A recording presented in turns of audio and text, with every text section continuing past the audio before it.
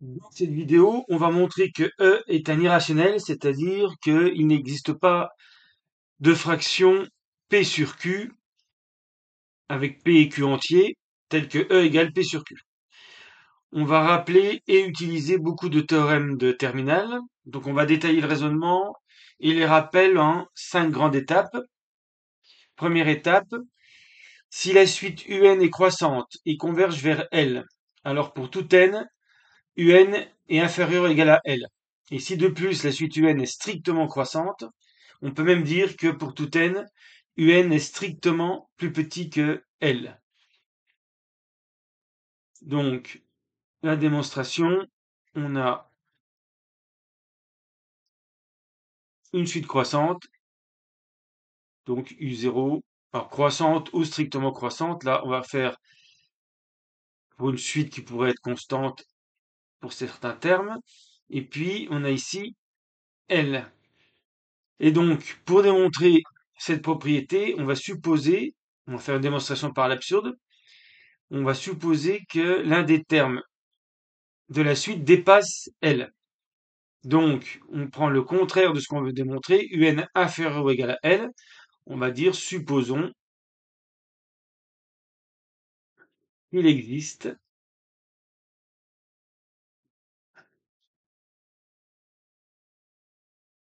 un entier grand N tel que U indice grand N est strictement plus grand que L.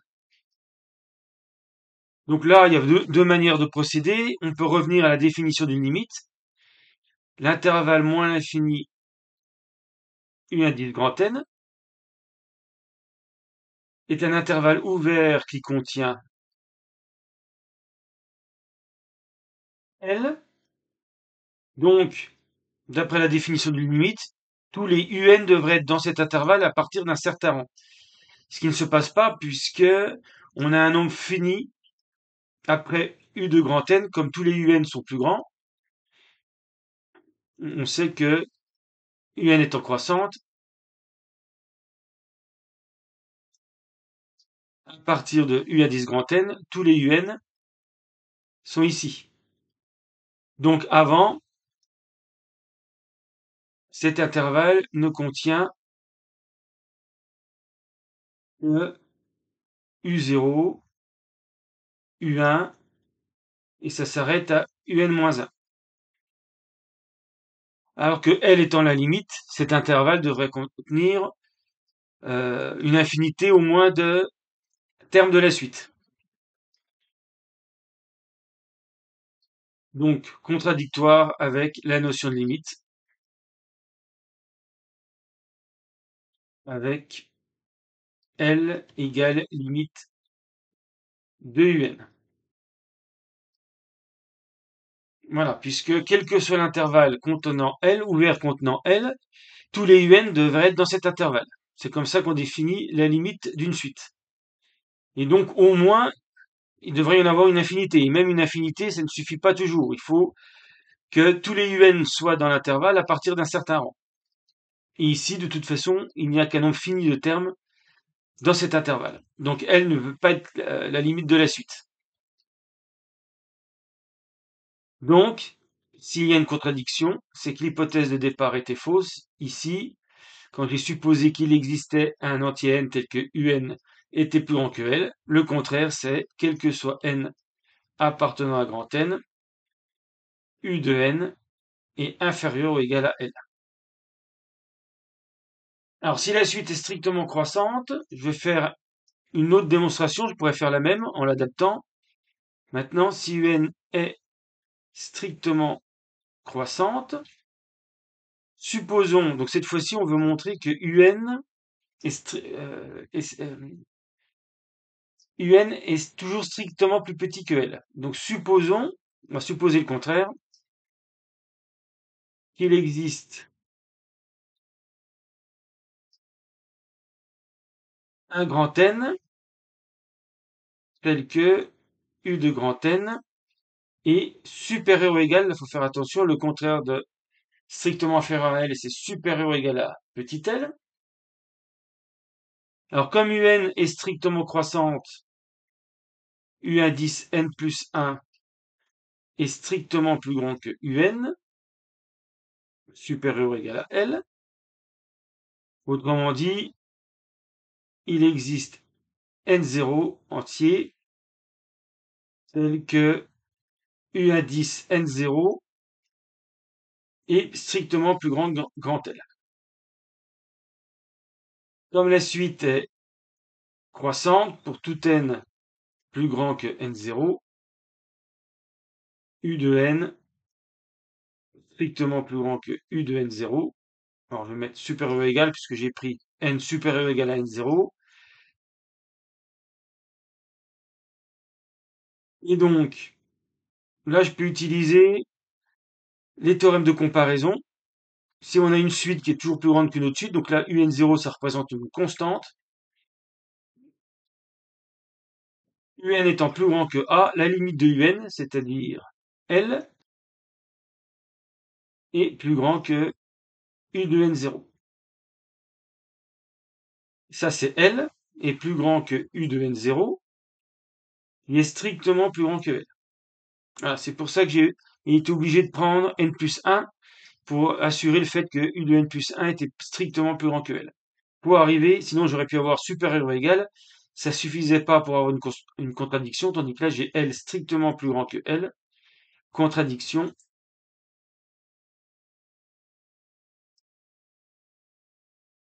et donc, s'il y a une contradiction, c'est qu'au départ, l'hypothèse de départ est fausse, donc quel que soit n appartenant à grand N, U indice n est strictement plus petit que L. J'aurais pu appliquer cette méthode également pour la première partie, pour éviter de revenir à la définition d'une limite. Maintenant qu'on a ce théorème, deuxième partie, donc c'est ce qu'on appelle le théorème des suites adjacentes. On a une suite un qui est croissante,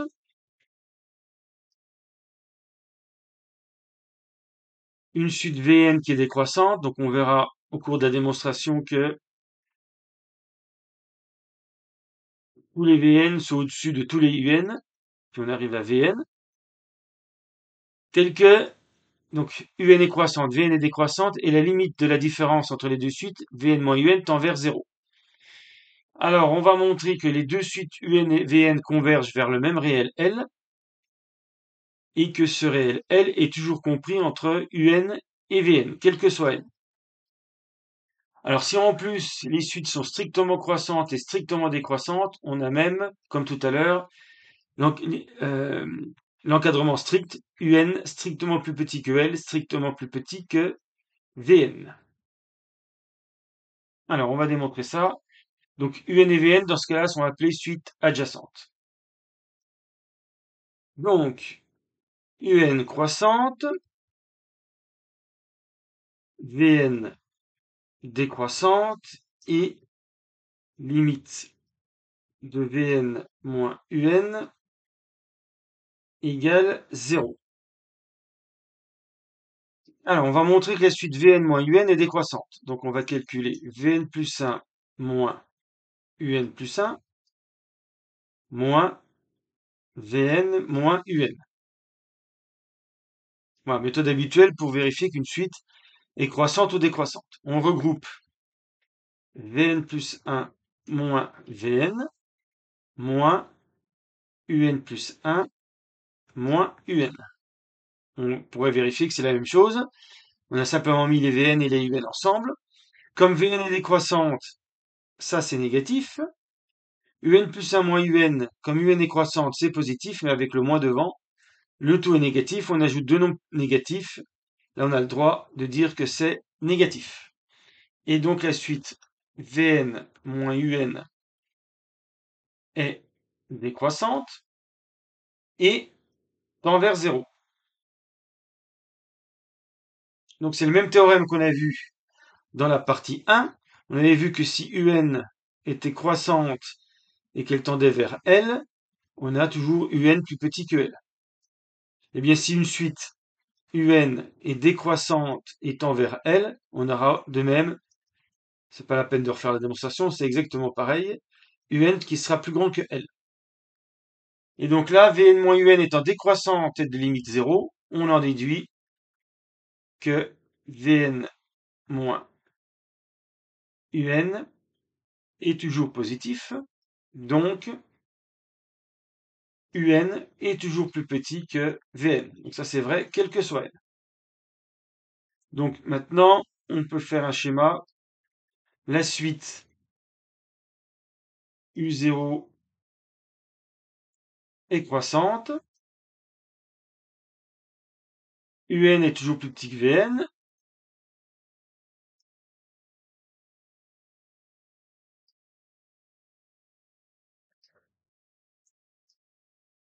Alors, UN et Vn ne peuvent pas chevaucher.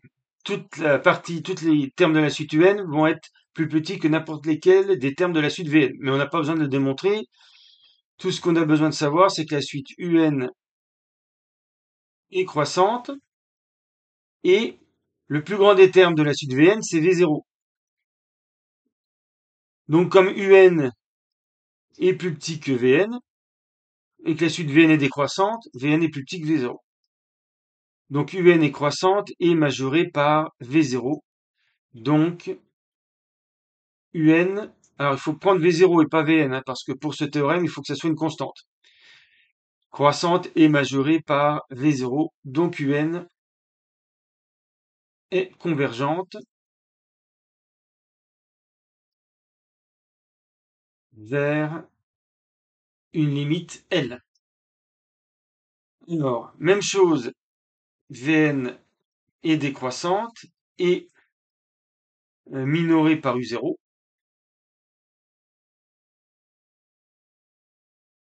Parce que on a U0 qui est plus petit que UN puisque la suite est croissante, qui est plus petit que Vn. Donc, Vn est convergente vers L'.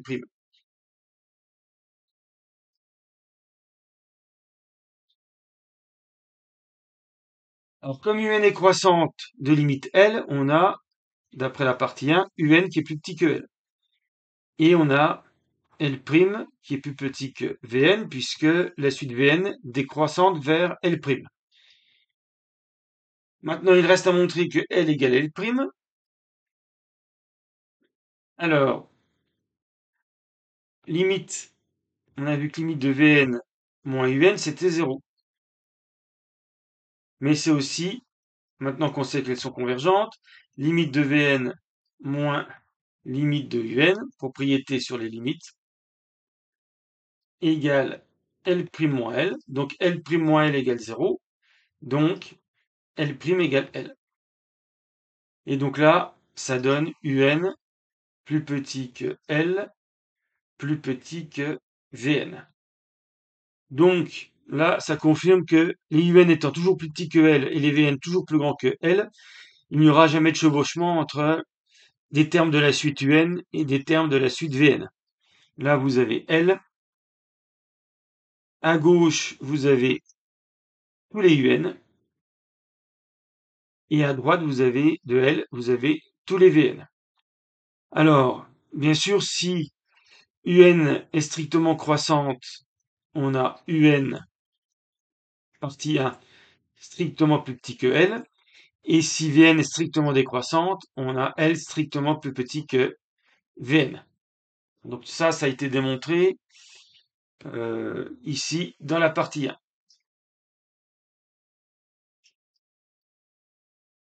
Voilà.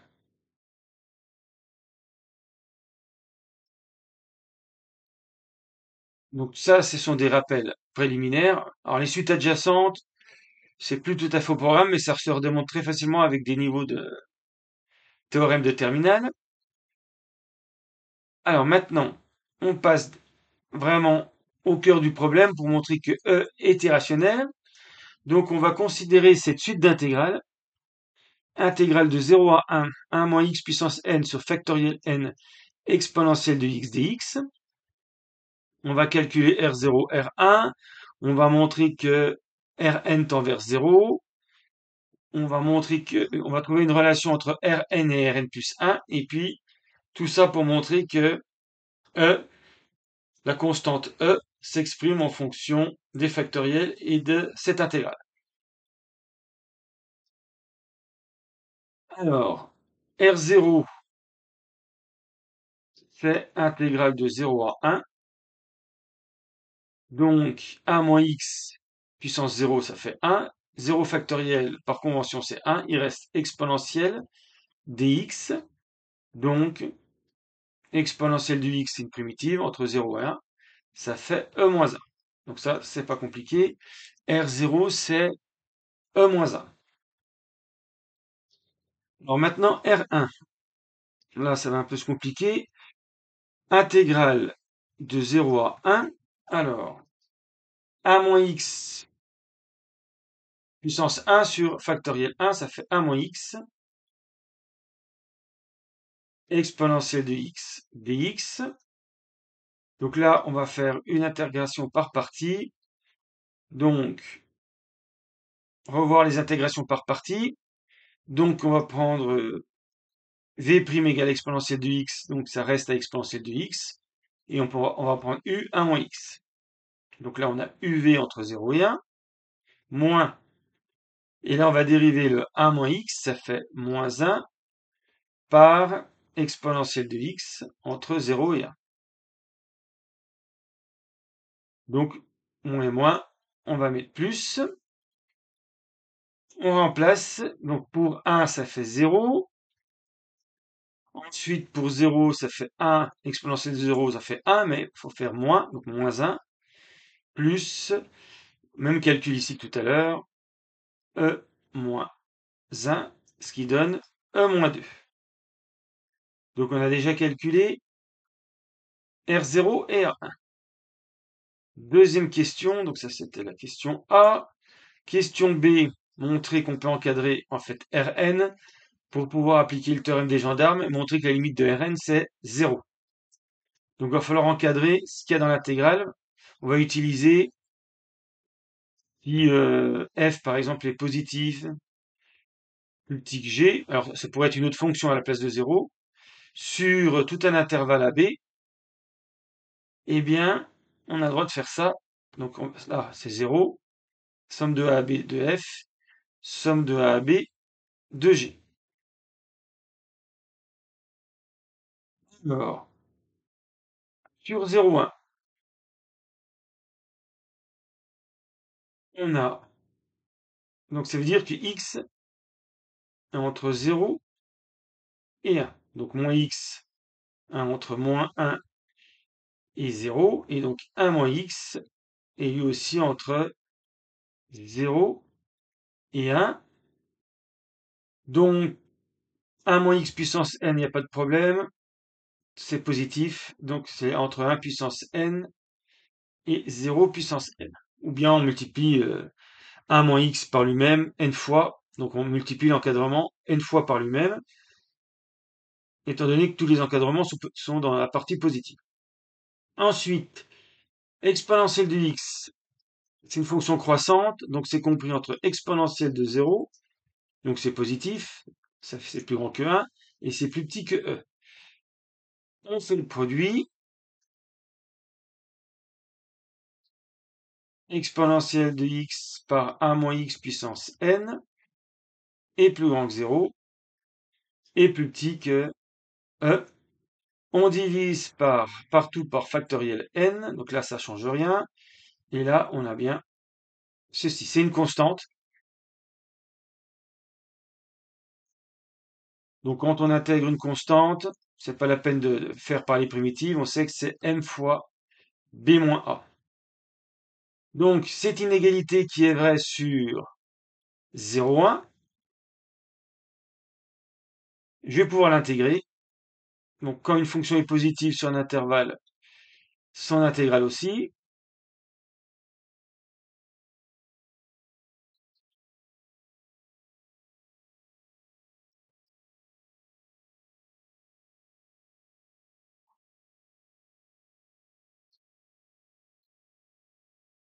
Ensuite, on a donc Rn plus petit que, donc là soit on prend une primitive en multipliant par x, soit on applique ce que je viens de dire, Et donc, c'est e sur factoriel n fois 1 moins 0. Donc, e sur factoriel n, qui lui-même est plus petit que e sur n. Puisque là, on a 1 fois 2 fois n. Voilà, donc n factoriel est toujours plus grand que n. Et donc, ça va être plus facile d'appliquer le théorème des gendarmes avec cette inégalité. Ça tend vers 0. Ça tend vers 0. Donc, d'après le théorème des gendarmes, limite de la Rn égale 0. Ensuite, voilà, montrer cette relation. Donc, ça va ressembler à ce qu'on a fait pour calculer R1. Ça va être une intégration par partie. Donc, c'est la question C. Rn plus 1. Donc, je remplace tous les n par n plus 1. C'est intégrale de 0 à 1 moins x puissance n plus 1 sur n plus 1 factoriel exponentielle de x dx. Donc, ça va être v' et ça va être u. Donc après, on fait uv entre 0 et 1 moins intégrale entre 0 et 1 de u'v. Et donc, on garde u.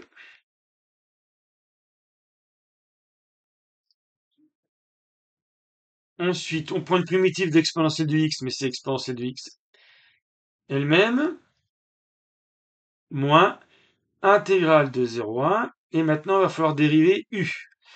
Donc, n plus 1 factoriel, c'est une constante, donc on s'en occupe pas.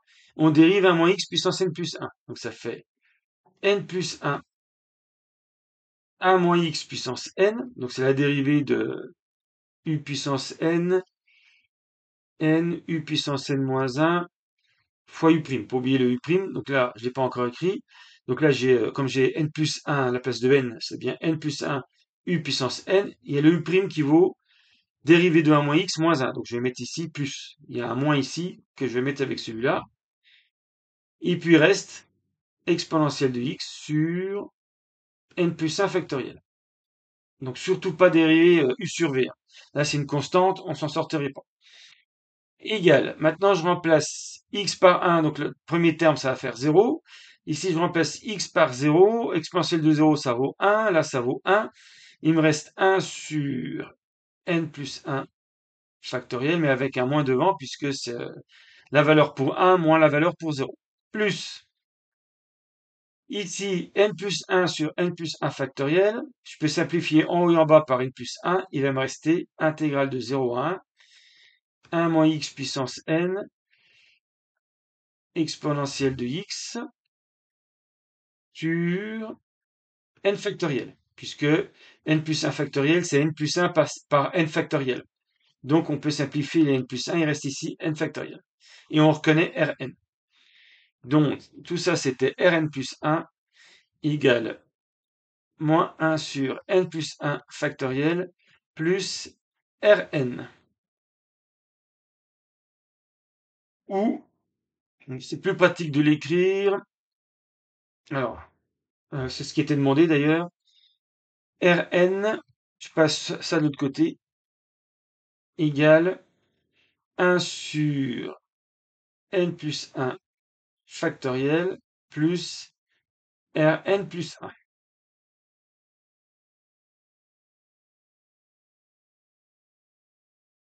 Alors maintenant, on va démontrer la dernière égalité qui se déduit directement de la précédente. Donc on va se servir de cette relation pour en déduire celle-ci.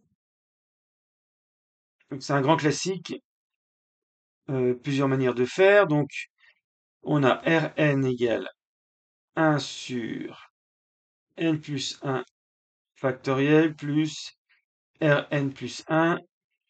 C'est une sorte de série télescopique. On va simplement utiliser l'égalité. Donc si je remplace n par 0, ça fait 1 sur 1 factoriel plus R1. Maintenant, je fais la même chose avec R1. 1 sur factoriel 2 plus R2. R2 égale 1 sur factoriel 3 plus R indice 3, etc. R indice n-1 égale 1 sur n, alors n factoriel n plus R indice n. Et puis, je vais aller jusqu'à, ça doit suffire. Voilà. Alors maintenant, on va faire la somme de toutes les égalités.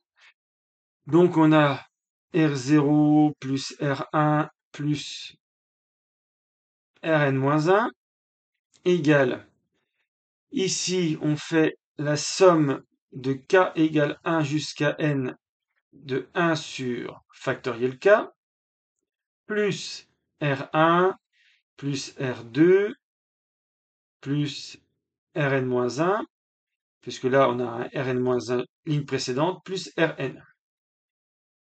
On s'aperçoit qu'on peut simplifier ici par cette somme.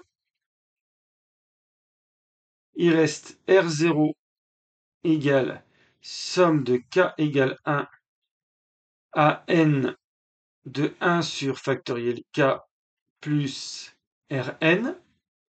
Alors, on n'a pas tout à fait encore ce qu'on voulait, parce que R0, c'est E-1.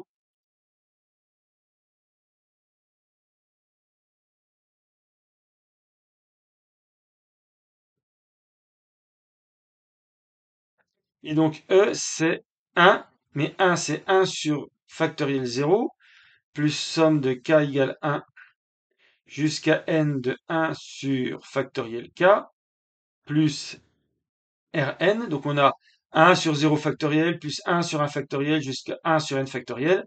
On peut regrouper ce terme dans cette somme. Il suffit de partir de k égale 0 jusqu'à n, 1 sur factoriel k plus n.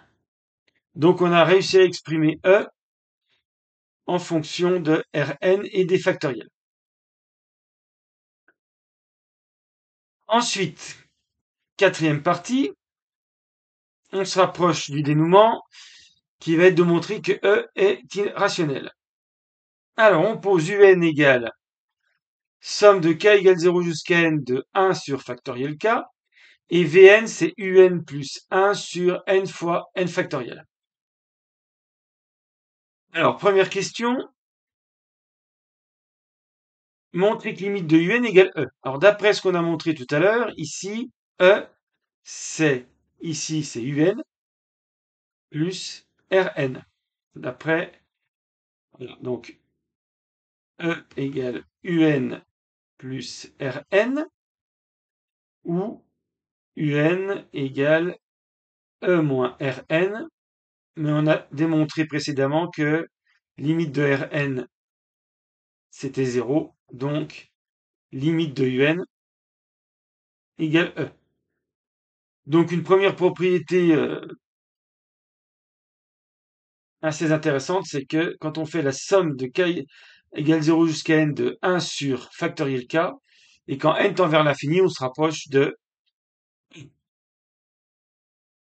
Ensuite, on va vouloir utiliser le théorème qu'on a montré tout à l'heure des suites adjacentes.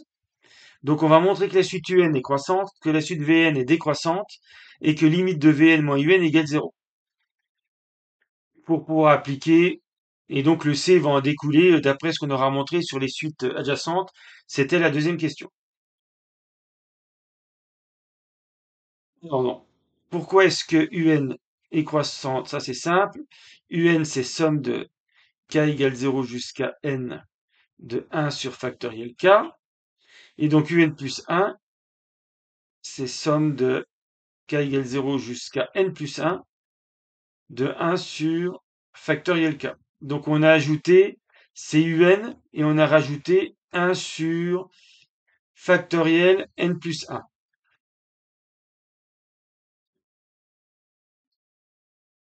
Voilà, donc un plus 1 moins un est strictement positif. Un est strictement croissante. Alors, Vn, c'est un plus 1 sur n fois n factoriel. Un 1 sur n fois factoriel n.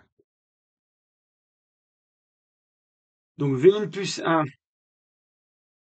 moins Vn, c'est un plus 1 plus 1 sur n plus 1 par n plus 1 factoriel moins un moins 1 sur n fois factoriel n. Un plus 1 moins un, on a déjà fait le calcul ici, ça fait 1 sur n plus 1 factoriel plus 1 sur n plus 1 par factoriel n plus 1 moins, il reste le terme là, 1 sur n factoriel. Égal. Alors, on va déjà faire les deux premiers. Il faut multiplier par n plus 1 la première fraction. Plus 1, ça fait n plus 2 sur n plus 1 par factoriel n plus 1 moins 1 sur n fois factoriel n.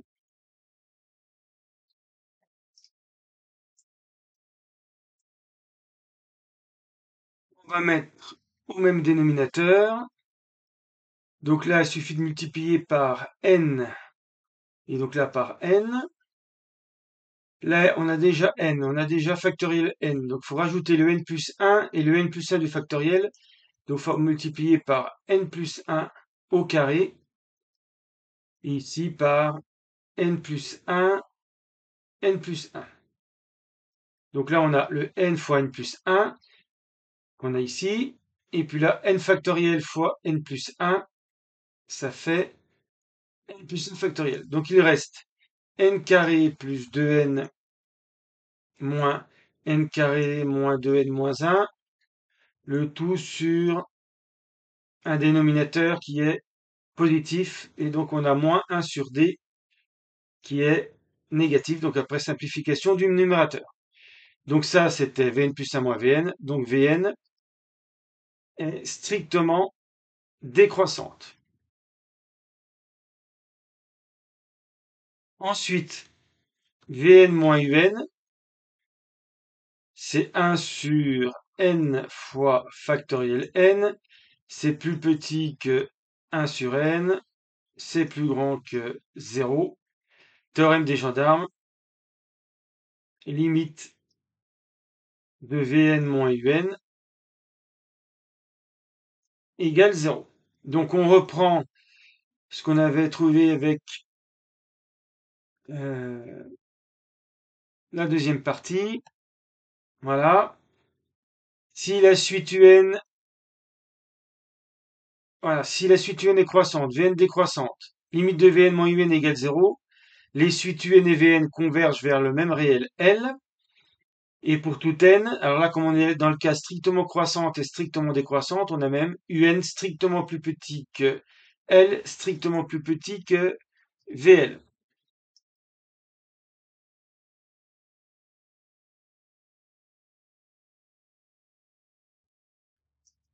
Donc, Un et Vn convergent vers la même limite, donc on en déduit d'ailleurs que limite de Vn égale E, puisque limite de Un égale E, et Un plus petit que E, plus petit que Vn. Voilà, c'est une conséquence des suites adjacentes, et donc le C vient automatiquement. Alors, comment montrer avec tout ça que E n'est pas un rationnel? Donc, on suppose que E est un rationnel, Donc, on suppose qu'il existe deux entiers naturels premiers entre eux tels que E égale P sur Q. En montrant cet encadrement strict, on va en déduire une contradiction. Alors déjà, on va montrer cet encadrement. Donc, on vient de montrer que on va prendre l'indice n égale q en référence au dénominateur de E, mais c'est valable quel que soit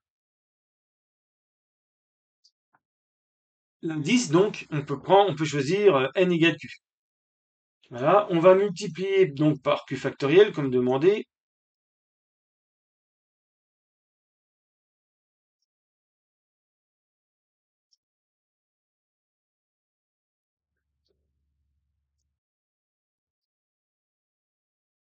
Voilà.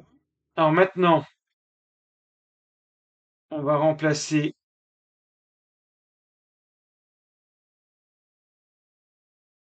VQ par son expression U indice Q plus 1 sur Q fois factoriel Q. Donc, on aboutit rapidement à l'encadrement souhaité. On développe. Là, il reste, ça s'élimine. 1 sur Q qui est plus petit que, comme Q est supérieur ou égal à 1, ça c'est plus petit que, voilà. Les fractions sont toujours plus petites que 1. Voilà. Donc on a bien l'encadrement. Donc là c'est Q factoriel, voilà, ici. Alors il se trouve que ces deux nombres, on va montrer que ce sont deux entiers, donc c'est deux entiers consécutifs. On va montrer que ce nombre est un entier, d'où la contradiction, parce que on ne peut pas mettre un entier entre deux entiers consécutifs. Entre 2 et 3, il n'y a pas d'autre entier. Donc la contradiction sera à ce niveau-là. Alors, c'est assez simple de montrer que ce sont des entiers, puisque U indice Q, on rappelle que c'est 1 plus 1 sur 1 factoriel, plus 1 sur 2 factoriel, plus 1 sur k factoriel, jusqu'à 1 sur factoriel Q. Et donc, si on développe, ça fait Q factoriel qui est un entier, plus Q factoriel sur 1, c'est un entier, plus Q factoriel sur 2 factoriel qui est un entier, puisque dans Q factoriel, ça commence par 1 fois 2, donc on peut simplifier en haut et en bas par 1 fois 2, il reste un entier. Et plus généralement, Q factoriel sur K factoriel. Et comme K est plus petit que Q, Q factoriel commence par 1 fois 2 fois 3 jusqu'à K, fois K plus 1 fois Q, et donc on va pouvoir simplifier en haut et en bas par factoriel K, et donc il va rester un entier. Et puis à la fin, ça se termine, Q factoriel sur Q factoriel, ça se termine par 1. Donc tout ça, c'est un entier. Donc ce nombre-là est bien un entier. Là, on rajoute 1, donc c'est un entier, c'est l'entier qui suit. Et puis Q factoriel E, c'est Q factoriel fois P sur Q. On a supposé que E, c'était P sur Q. Et donc, ça fait Q moins 1 factoriel fois P. C'est un entier aussi. Et donc, comme on ne peut pas avoir d'entier compris entre deux entiers consécutifs, c'est impossible d'avoir cet encadrement. Et donc, faut revenir au début du raisonnement. Tout le raisonnement était bon, sauf apparemment le fait d'avoir supposé que E était égal à P sur Q, ce qui permet de conclure que E est un irrationnel.